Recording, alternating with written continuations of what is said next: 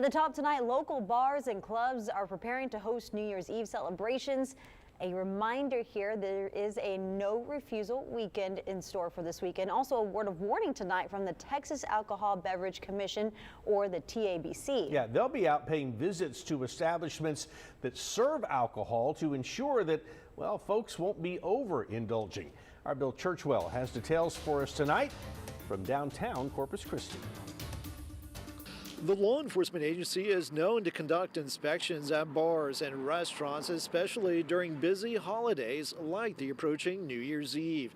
They say it's all about keeping those establishments in check so that patrons get home safe. It's not something TABC agents ever want to do, but they've done it before, shutting down a bar following a drunk driving case that leads to a serious, even fatal crash. It's a pretty serious penalty, which is why we believe most businesses are doing what they can during the kind of the preseason of New Year's Eve to make sure their employees are properly trained and educated. Chris Porter is a spokesperson for TABC. He says those holiday inspections are done to make sure proper steps are being taken to avoid selling alcohol to anyone under 21 or serving to someone who is already intoxicated. Especially during busy times, it can be more easy for someone to slip through the cracks and maybe some alcohol gets sold or a minor isn't properly carded at the door.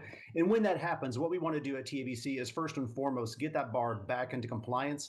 Sometimes that involves a written warning. Sometimes that involves something more serious like a fine or a potential suspension. The ultimate goal, he says, is to make sure any kind of violation is a learning experience for the bars. Really lucky because so many bars, the vast majority, already take those proper steps and they do the right thing to make sure that people aren't exhibiting those common signs of alcoholism. Check this out. The first offense can result in a fine of up to $1,000, as well as a potential suspension of the establishment's liquor permit, and the employee who actually sold the alcohol could themselves face a misdemeanor charge. Serious cases, involving loss of life or serious injury, especially if there's been a previous violation at that location, they could face cancellation of their liquor permit, meaning they'd no longer be able to sell or serve alcohol. He adds something else that you can do to help out is if you plan on going out for New Year's Eve, keep an eye on your friends if they choose to overindulge. Just make sure they have a safe ride home. Reporting from downtown, Bill Churchwell, 3 News.